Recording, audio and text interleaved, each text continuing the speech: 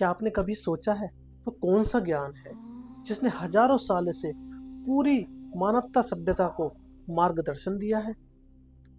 वो ज्ञान जिसे ऋषि मुनियों ने सुना था, वो ज्ञान जिसे श्रुति कहा गया, वह है हमारे चार वेद। पहला, ऋग्वेद। ऋग्वेद मंत्रों और स्तुतियों का भंडार है। यह वेद प्रकृति की महिमा गाता है। सूर्य, अग्नि, वायु, जल, हर तत्व की आराधना करता है।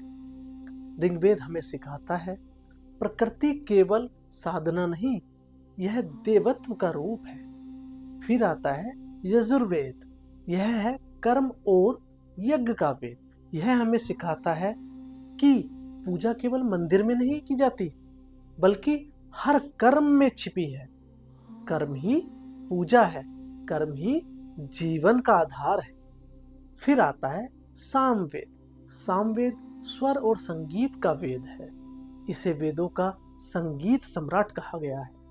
ऋग्वेद के मंत्र जब स्वर में ढलते हैं तो वे बन जाते हैं सामवेद, और ये धुनें आत्मा को परमात्मा से जोड़ देती है। कहा जाता है सामवेद की धुन सुनकर स्वयं देवता भी प्रसन्न हो जाते हैं। और अंत में आता है अथर्ववेद। यह जीवन और ब्रह्मांड का वेद है। इसमें चिकित्सा के मंत्र हैं, स्वास्थ्य, शांति और समृद्धि के उपाय हैं। इसमें ब्रह्मांड के रहस्य हैं। कहा जाता है जो अथर्ववेद को समझ ले वो जीवन के हर संकट का समाधान पा लेता है। ये चारों वेद सिर्फ ग्रंथ नहीं है, ये मानव सभ्यता की आत्मा है। ये है जीवन का मार्गदर्शन, धर्म का आधार और सत्य का प्रकाश।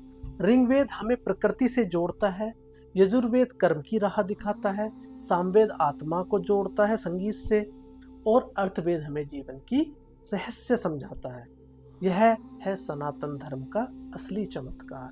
ज्ञान जो कभी पुराना नहीं होता, सत्य तो अनंत है। वेद केवल किताबें नहीं, यह है अनंत ज्ञान का सागर।